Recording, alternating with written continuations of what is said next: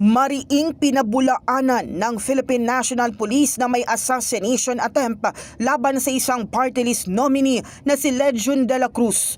Ayon kay PNP spokesperson Brigadier General Jean Fajardo, lehitimo ang kanilang operasyon na maghahain lang sana ng warrants of arrest kahapon kaugnay ng kaso nitong pagpatay nang bigla itong tumakbo at bumunot ng baril. Linawin po natin itong insidente po na ito.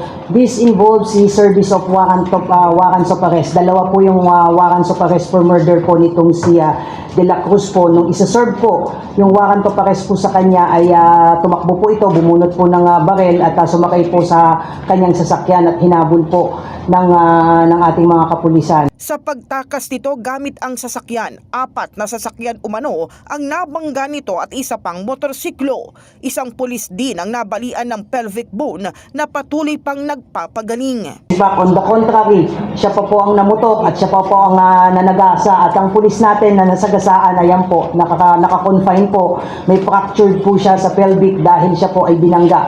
Ayon kay Fajardo, posibleng madagdagan pa ang kasong kahaharapin ni De La Cruz. Kabilang rito ang paglabag sa election gun ban, frustrated homicide, illegal possession of firearms at multiple malicious mischief.